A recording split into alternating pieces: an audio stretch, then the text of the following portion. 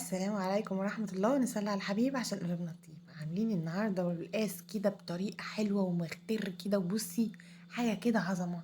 انا جايبة والقاس وجايبين سلق وعندي لحمة. بصي هي اللحمة دي انا مش عارفة قد ايه، بس هي تقريبا يعني ايه بنص كيلو لحمة. لاني ربنا يبارك يا رب في عمتي وعمامي وكده كانوا جايين لي زيارة. فهي لما بتيجي تجيب لي زيارة بتجيب لي اللحمة على بعضها. فطبعا بالنسبة لنا بتبقى كتير، فانا بحاول ان انا اخدها واروح مقسماها في اكياس اكياس اكياس، واروح ايه مطلعها على القد. فهي يعني ايه نص كيلو، اقل من نص كيلو كده. معايا طبعا حزمتين سلق، معايا كزبره، ومعايا شبت. بيخلي القلقاس عظمه، بيعمل له تيست حلو قوي. تعالي كده تبل اللحمه وانا معاكي، واحنا هنسلقها، انا مش هنعمل فيها اي حاجه. قطعت بصلايه كده طرنشات وفلفل اسود بس. مش هعمل فيها اي حاجه خالص يعني. وهركنها. كنت حاطه ميه على النار تغلي. فقلت عقبال ما تغلي وعقبال ما اقشر القلقاس ونوضب السلق ومش عارف ايه، تكون الفلفل الاسود كده والبصل كل منها ايه. وبقت حلوه. حلو الكلام. إيه، ما تنسوش اللايك والشير. ربنا يسعد قلوبكم يا رب، ويرضي قلوبكم، ويجعل اولادنا ذريه صالحه، امين يا رب العالمين. ويبارك في عمتي حبيبتي، ويبارك في عمامي، ربنا يبارك فيهم يا رب، ويديهم الصحه والعافيه ويرزقهم جميعا. هنا طبعا القلقاس انا بقطعه طرنشات حلقات كده، وبعد كده بقطعه صوابع، وبعد كده برجع اقطعه مكعبات. الموضوع سهل وبسيط خالص. طبعا برجع اغسله 100 مره. ميه سخنه كده من الحنفيه، واشيل الميه وانزل ميه واحط ميه واشيل الميه لغايه ما انزل الماده اللزجه اللي بتبقى فيه دي. يعني على قد ما تقدري، على قد ما تقدري. طبعا كنا حاطين الحله على النار، كانت الميه بتغلي. طبعا هنا ما كنتش حاطه اي حاجه غير بصل وفلفل اسود. هاحط حبهان، وهاحط ورق لورا، وهاسيبها تغلي مع نفسها عادي خالص. لان احنا عايزين الشوربه بتاعتها، عشان احنا هنعمل بيها القلقاس، هي دي اللي هتسوي بيها القلقاس. حلو الكلام. لغايه هنا الدنيا ماشيه تمام، وسيبناها تغلي كده مع نفسها. إيه طبعا الشوربه زي ما انتم شايفين، يعني مفيش ريم، مفيش حاجه كده، مفيش حاجه كده، الحمد لله.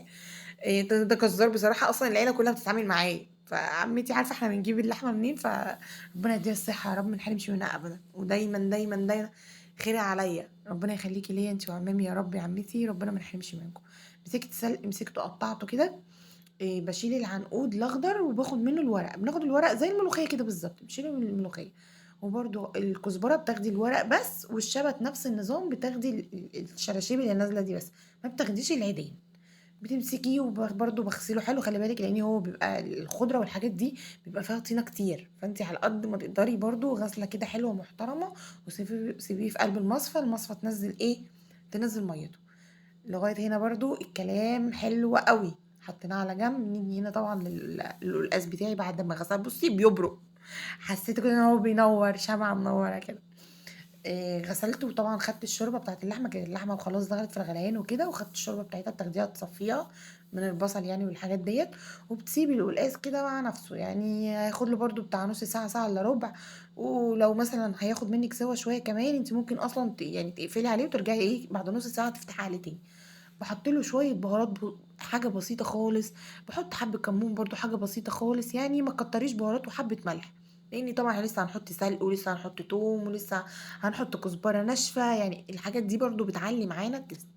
معايا حبه زيت صغيرين، مش هنكتر الزيت طبعا، يعني الزيت على قد ما تقدري، مش كتير. وهرجع احط السلق بتاعي. شايفاه كتير، شايفه الكميه كتير. بس هو ده اللي بيخلي الخضار حلو. وعايزه اقولك ان انتي اصلا بعد شويه مش هتلاقي السلق ده، يعني هتلاقيه حبه على حبه، هتلاقيه بيكش يكش يكش يكش لغايه ما يختفي، هتلاقيهم اصلا حبه في الاخر يعني. لا يذكروا، انت هتقولي كل الكميه دي عملت الحبه دول، بس الحبه دول يعني بيعملوا خضار حلو، وبيعملوا لون حلو قوي. ما تقلقيش يعني. بصي هو ابتدى اصلا، انا حبيت ان انا من بعد اول 10 دقايق حبيت ان انا اوريكي. على فكره هو بياخد وقت على النار، بياخد مثلا بتاع تلت ساعة، ممكن يخش في نص ساعة يعني، عادي متقلقيش. لأن الخضرة بتبقى شاربة مية كتير، فتلاقيها بتقعد تنزل مية. وفين فين عقبال ما تنشف. طبعا بتسيبيه يهدى كده ويبرد، وبعد كده حطيه في الهون، حطيه في الكبة، بس هو عامة حطيه في الهون واضربيه كده على طول. هنا طبعا البخار طلع على الكاميرا، بس هوريهولك يعني متقلقيش. أنا كنت بنزل السلق، فالبخار طلع على الكاميرا. الخضار بتاعه رهيب، الطعم حلو. انا واقفه انا جميله بصراحه عماله اقول لها عارفه يا بنتي يا جميله مين اللي كان بيحب القلقاس ده؟ كانت امي الله يرحمها يا رب، كانت بتعشق القلقاس، كانت بتحبه قوي. واحنا اصلا من الناس اللي بتحب تاكله بسلق، ما بنحبوش بطماطم. بس طبعا يعني الاكل ده حريه شخصيه، انت ممكن تاكليه باي طريقه انت عايزاه. والاكل ملهوش قواعد، اعمليه برضو بنفس الطريقه، يعني انا بوريكي الطريقه بتاعتي.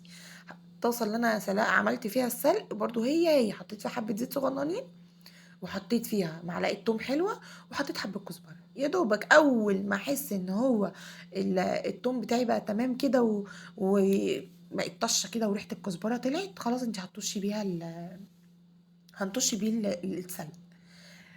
كان طعمه تحفة، والله، والله جميلة، كانت بُصّي تقول لي: "طعمه حلو أوي يا ماما." بس أنا حبيته أكتر عشان أمّا كانت بتاكله، هي بتقول لأمي وعيال أخواتي كلّهم ما كانش حد بيقول يا تيتة ويا سِت وكده، لأ هُم كلّهم متعودين إن هُم يقولوا أمّا.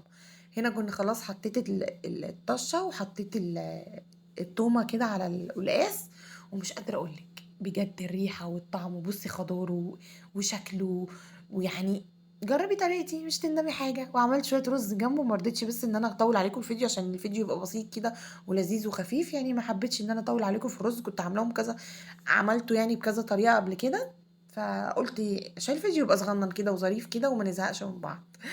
طبعًا أنا ما أقدرش أزهق منكم وأنتم على عيني وعلى راسي، بس أنتم عشان برضه أنتم ما تزهقوش منّي، ما تنسوش اللايك والشير، ربنا يسعد قلوبكم ويرضي قلوبكم يا رب، ويجعل أولادنا ذرية صالحة، ويرزق كل مشتاق يا رب، آمين يا رب العالمين. ما تنسوش اللايك والشير، شكرًا.